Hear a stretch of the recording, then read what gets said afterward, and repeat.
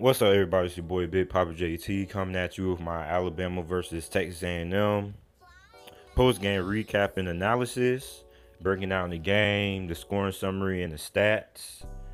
And let's get into the scoring summary, man. This game was domination from the start. It started out how the Ole Miss game started out. Texas A&M scored, Alabama scored, and then Alabama just completely took over. Um, Texas A&M could have won this game. Well, they could have made this game a lot closer, but they were moving the ball up the field. But the problem was when they was getting into scoring territory, getting into the red zone, they couldn't score on this Alabama defense, and they settled for field goals. When you play Alabama and you get a chance to score, you can't settle for field goals, and that's the reason. That's a big reason why Texas A&M lost this game, was because they couldn't make any field goals. And halftime the game it was kind of already out of hand. It was 31-13, I believe. And then in the third quarter, in the second half, we saw the game turn into even more domination. And the stats that I'm not finna show but needs to be shown is Kellen Mond got sacked 7 times, and he was the leading rusher.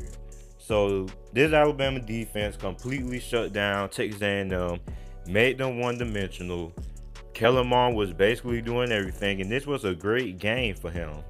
But we're going to go into the team stats. Alabama had 524 total yards of offense, 415 passing yards, 109 rushing yards, no turnovers. They kept the ball for 27 minutes and 24 seconds.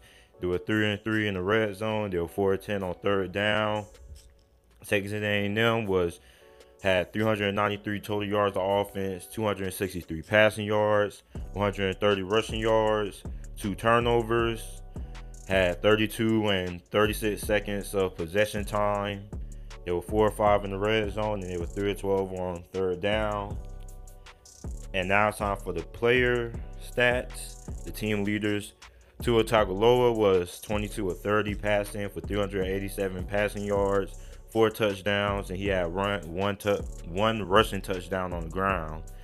Damian Harris was the leading rusher for Alabama. He had 7 carries, 57 rushing yards. H. Ruggs was the leading receiver for Alabama. He had 3 receptions for 84 yards and 1 touchdown. And Bugs was the best player on the Alabama defense. He had 3 tackles, 2 tackles for loss, and 3 sacks. And Kellen Mond was 16-33 passing for 196 passing yards, 1 touchdown. He had 2 interceptions.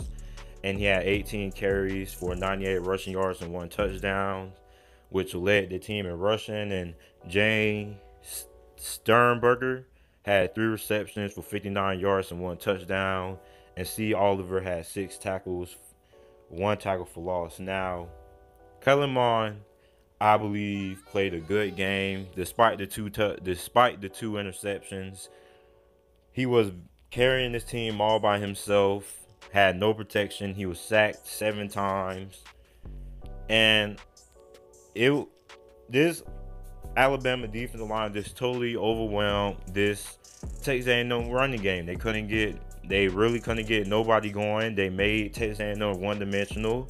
And once they made Texas A&M one-dimensional, they just started doing what they did best, rushing the passer. And Texas A&M, Kellen Mond got sacked 7 times. Alabama is just good. Texas A&M wasn't as good as everybody thought they were. That game against Clemson was a different game, and it was at home. They were on the road in a tough environment against Alabama. This isn't Clemson. Alabama is obviously the best team in the country. They have been putting up over 50 points a game. They didn't hit 50 this game, but they were close to it. And the Texas A&M secondary was, as we expected, didn't really do good. They lost their team captain and their starting safety to a targeting penalty, so that didn't help also. So overall, Texas A&M could have stayed in this game a little bit more, but they settled for field goals. They couldn't score. when they needed to, so they just took the field goals instead, and that's why they lost this game. So make sure to like the video, comment, and subscribe, and thanks for watching.